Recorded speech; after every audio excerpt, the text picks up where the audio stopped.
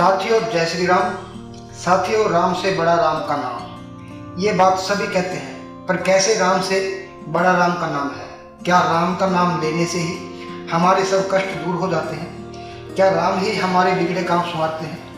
हाँ साथियों, ये बात एकदम सही है। कुछ ऐसे प्रसंग हैं जिन्हें जानकर हमें यह लगता है कि राम से भी बड़ा राम का ही नाम है। तो हाँ, यह जानते हैं कि कैसे राम से बड़ा राम जी का नाम है।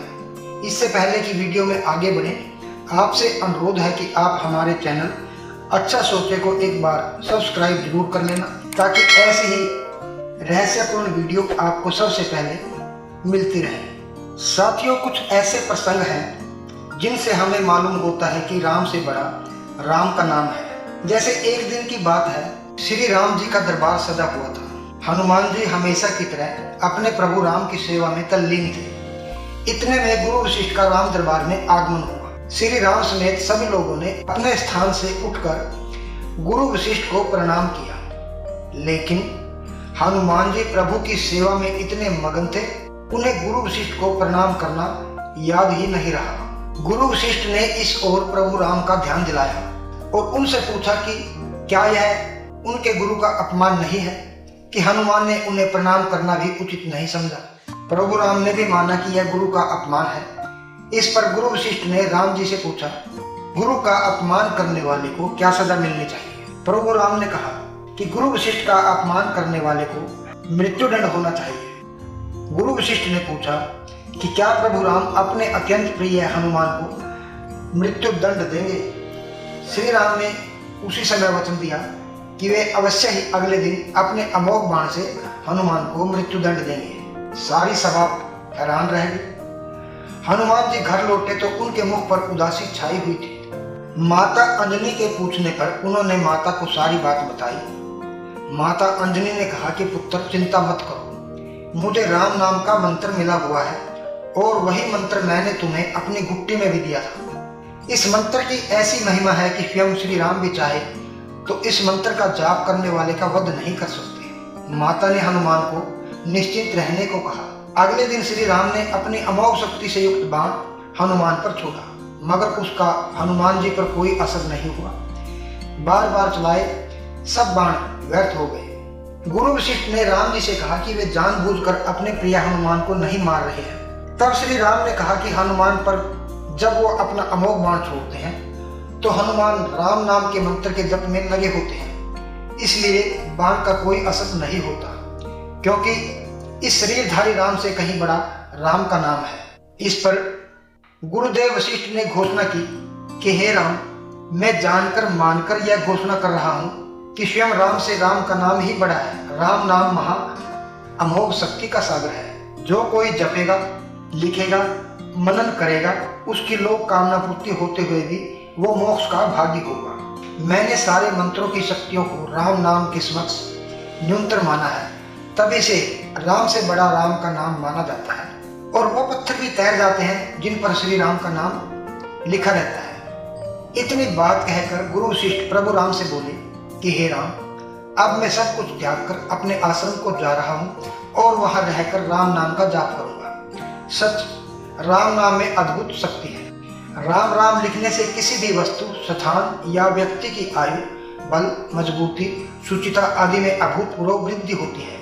आप शायद ऐसा बेहतर समझ सकते हैं कि नल नील के छुए पत्थरों से पुल तो बन सकता था, पर पत्थरों पर राम नाम लिख देने से वो पत्थर पानी में तैरते रहे। महाकाव्य रामायण के मुताबिक सीता को लंका के राजा रावण के कब्जे से छुड़ाने के लिए भगवान श्री राम को जब लंका जाना था तो उन्होंने सुग्रीव की बानर सेना की मदद से यह पुल बनवाया था। रामायण में लिखा गया है कि पत्थरों को पानी पर तैराने के लिए उन पर भगवान राम का नाम लिखा गया।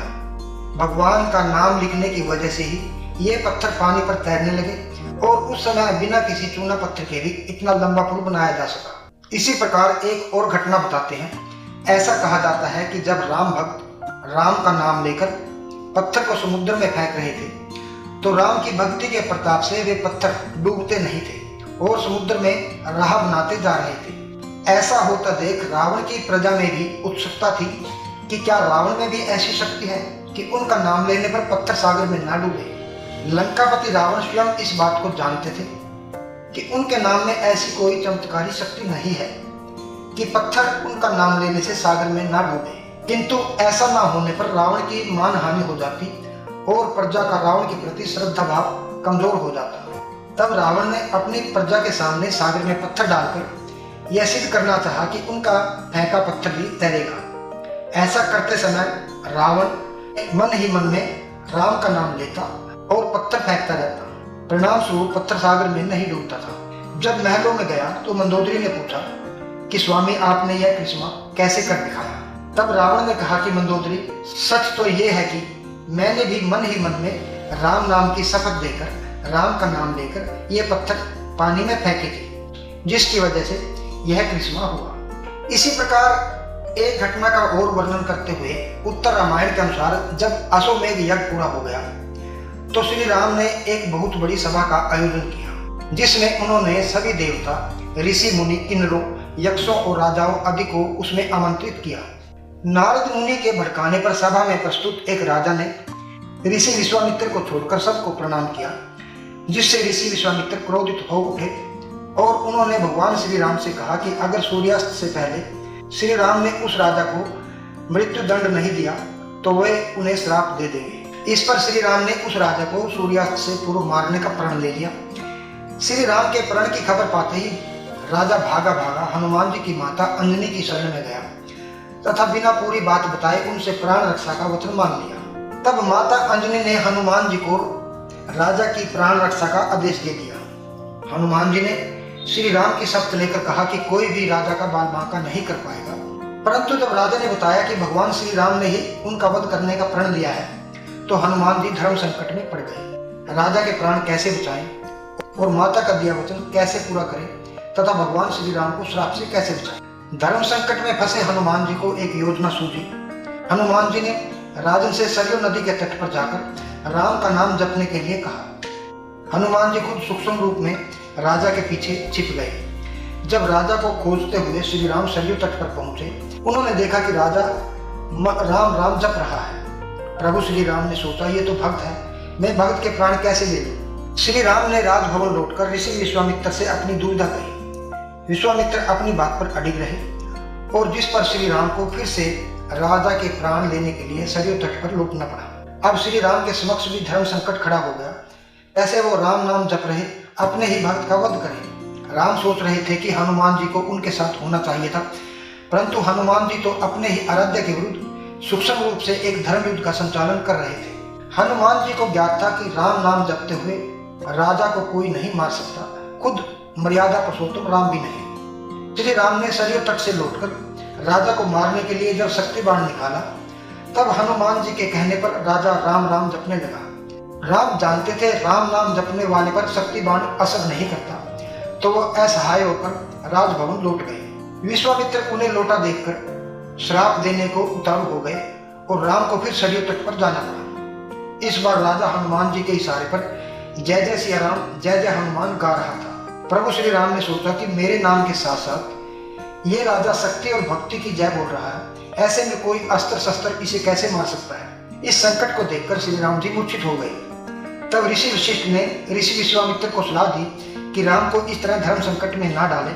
उन्होंने कहा कि श्री राम चाहकर भी राम नाम जपने वाले को नहीं मार सकते, क्योंकि जो बल राम के नाम में है वो खुद राम में नहीं है। संकट बढ़ता देख ऋषि विश्वामित्र ने राम को संभाला और अपने वचन से मुक्त कर दिया।